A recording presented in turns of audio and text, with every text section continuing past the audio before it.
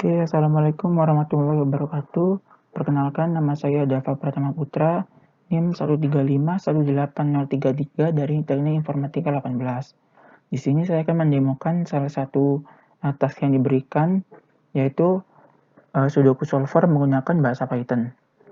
Jadi, sebelum kita demo, saya akan menjelaskan terlebih dahulu mengenai implementasi algoritma yang saya gunakan untuk menyelesaikan permasalahan Sudoku ini. Nah, pada permasalahan ini saya menggunakan algoritma backtracking. Kenapa backtracking? Soalnya algoritma backtracking ini cukup efektif dan efisien untuk menyelesaikan persoalan seperti Sudoku ini. Kenapa? Kenapa nggak brute force? Kenapa nggak exhaustive search? Kenapa nggak brute force? Soalnya kalau brute force kita akan mencari semua kemungkinan satu persatu, baik itu yang memenuhi ataupun yang nggak memenuhi aturan yang kita tetapkan pada Sudoku ini. Itu kan akan memakan waktu dan memori terlalu banyak, sehingga saya nggak menggunakan algoritma itu.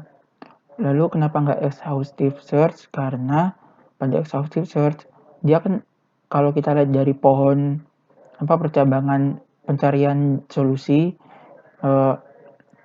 dia itu nanti akan mencari semua kemungkinan baik itu yang memenuhi ataupun yang tidak memenuhi sampai ke akhir.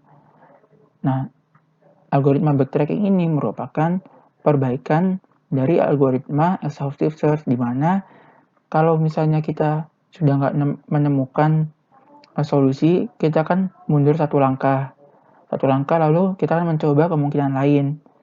Kemudian itu coba nanti sampai kalau misalnya ada yang nggak memenuhi lagi, kita mundur, maju lagi sampai ketemu solusinya.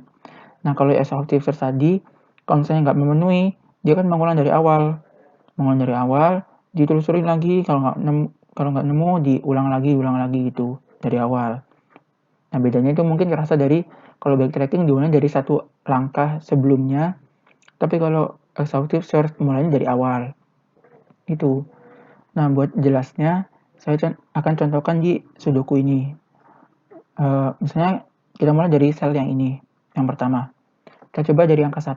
Angka 1 nggak memenuhi karena pada Sudoku ada aturannya, yaitu setiap baris, kolom, dan kotak kecil ini nggak boleh ada angka yang sama.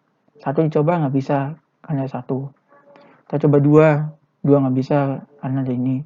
Kita coba 3. Oh, sebenarnya 3 memenuhi, ya udah kita simpen dulu 3. Terus lanjut ke kotak berikutnya. Kita coba 1 nggak bisa, coba 2 nggak bisa, coba 3 udah dipakai, coba 4 nggak bisa, coba 5 nggak bisa, coba 6 juga nggak bisa, 7 nggak bisa, 8, 9 nggak bisa. Karena ada ini.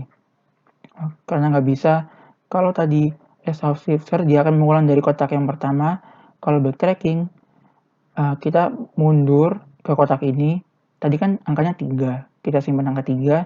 Sekarang kita simpan angka 4. Angka 4, oh pertama memenuhi. Udah kita coba 4, terus ini dimulai 1, 2, 3 lagi seperti tadi. Nah gitu. Mungkin sebenarnya kayak ya seperti itulah algoritma backtracking. Mungkin kalau lebih jelasnya bisa lihat ilustrasi di YouTube gitu. Lalu program yang saya buat itu menggunakan library tambahan, yaitu OpenCV dan PyTesseract, di mana algoritma ini tuh membantu untuk menyelesaikan soal bonus, di mana pada soal bonus kita harus menyelesaikan Sudoku berupa gambar seperti ini. Nanti library tersebut akan membantu mengekstraksi angka-angka ini menjadi Sudoku, gambaran Sudoku seperti itulah. Kalau gitu kita coba aja, nanti bakalan ada 5 test case. Mungkin 2 menggunakan gambar dan 3 sisanya menggunakan file eksternal txt. Jadi kita coba. Sebelum itu saya akan menghapus yang sudah ada.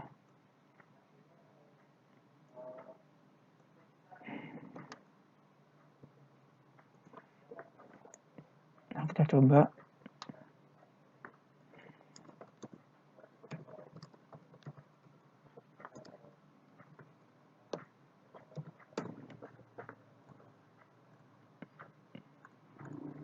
Ini image nanti ada bakal mungkin 1, 2 gambar dan TC 123 yang teks. Kita coba terlebih dahulu yang gambar. Nah, ini sudah muncul, berarti sudah dibaca. Ini lagi proses pembacaan dari gambar, diekstraksi menjadi angka-angka. Ini akan memakan waktu sedikit lama untuk ekstraksi dan pembacaan file dan perhitungan.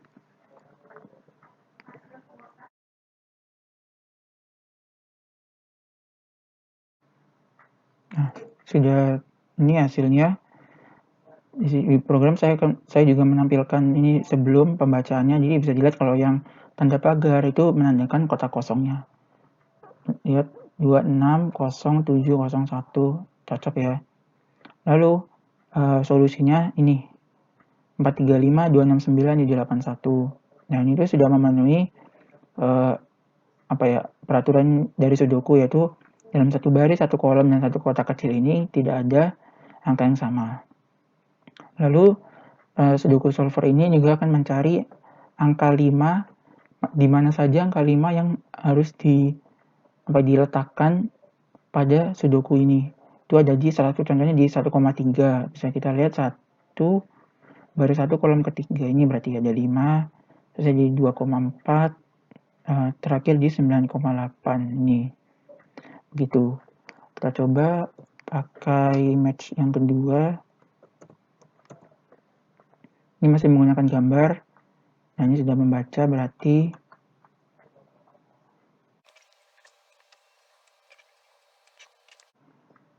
sepertinya pembacaan melalui gambar akan sedikit lebih lama daripada pembacaan melalui file eksternal. Soalnya pada gambar harus diekstraksi terlebih dahulu kan. Oh ya, dan metode yang saya pakai untuk ekstraksi gambar itu memotong, istilahnya memotong satu sel ini, memotong satu sel, setelah itu langsung lihat apakah kalau misalnya kosong berarti dia diisi dengan pagar, kalau misalnya ada angkanya dia diisi dengan angka, seperti itu. Oh ya, ini image 1, saya buka image 2 ya. Nah, ini image yang kedua.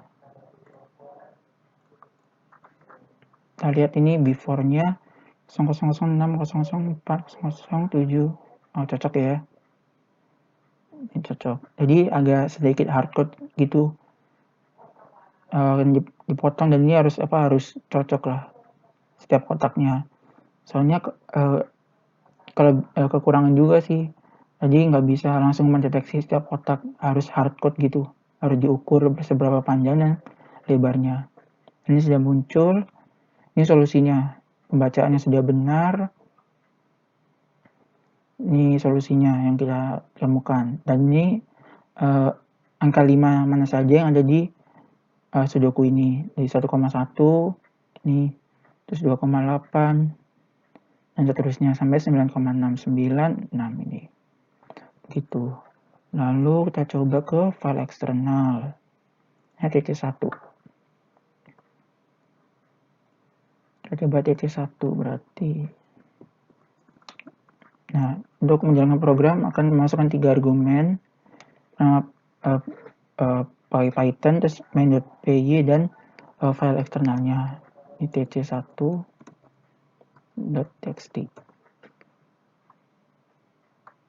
Nah, akan lebih cepat prosesnya pembacaan karena hanya membaca file. Kalau yang tadi harus mengekstraksi gitu.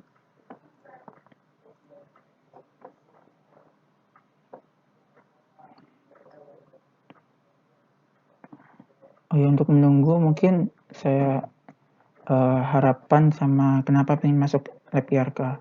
Oh, ini sudah muncul. Kita lihat, oh cocok pembacaannya karena hanya mendeteksi apakah ada tanda pagar atau tidak, dan ini hasilnya seperti itu. Oke, lalu dilanjut.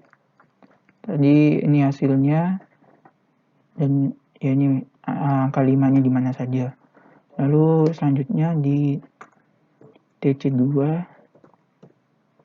saya buka TC2. Nah, ini bahkan lebih cepat nih, belum saya buka sudah keluar. Nah, ini DC2. Nah, kenapa ada yang lebih cepat atau yang lebih lama? Soalnya tadi kan kalau misalnya yang kosong lebih banyak berarti ada kok banyak kemungkinan solusi kan. Tapi kalau yang angkanya lebih banyak, yang sudah terisi lebih banyak, jadi lebih mudah pencariannya. Misalnya kalau misalnya rules-nya nggak memenuhi, udah skip ke angka selanjutnya, dicoba-coba gitu terus. Nah, ini sudah ketemu. Ini cocok ya pembacaan sama before after-nya gitu. Berarti kurang satu test case, pakai test case yang ketiga.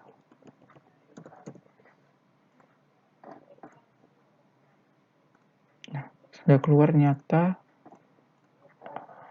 Nih, ini test case yang ketiga. Nah, ini test case yang ketiga, cocok ya. Cocok, hasilnya cocok, dia sudah memenuhi ini koordinat angka 5-nya. Nah, sekian mungkin kalau demonya. Lanjut ke tadi ke apa namanya? Kenapa pengen masuk lab IRK dan apa harapan di lab IRK nanti? Mungkin alasan masuk lab IRK karena dulu lihat tugas-tugasnya tuh kayak asik-asik banget. Mulai dari semester 3 dari Algeo terus sampai ke Stima kemarin. Dan itu kayak apa ya, aplikatif banget. Jadi apa yang materi di kelas disampaikan itu nggak langsung hilang begitu aja. Kita langsung hands on ke program yang kita buat gitu. Ada salah satu tugas yang saya suka itu kemarin waktu tucil sebenarnya tucil keempat Stima itu suruh buat apa ya, ekstraksi informasi. Jadi bisa juga kayak apa ya, menghiasi GitHub gitulah sebagai portofolio. Soalnya kita bisa belajar sendiri dari situ. Bahasanya yang saya gunakan juga baru. Jadi kayak berbentuk lah tugas-tugas yang dikasih tuh ada bentuk jadinya gitu. Jadi saya suka dari situ. Terus asistennya juga asik-asik banget. Terus kayaknya labnya nyaman soalnya ada tempat sholatnya, jadi nggak harus turun ke bawah buat sholat gitu. Mungkin harapannya mungkin ke anak 19 ya, berarti mungkin nanti ini sih apa yang dulu aku rasain, dapat tugas yang seru, dapat asisten yang seru, dapat apa ya, tugas yang aplikatif banget, yang berbentuk lah barang jadinya itu. Nanti anak 19 yang kita asistenin itu juga merasakan yang sama. Jadi apa ya, senang gitu ngerjain tugas meskipun dikasih banyak, tapi karena tugasnya juga seru dan apa ya, aplikatif itu tadi, jadi mereka juga senang ngerjainnya. Harapannya seperti itu.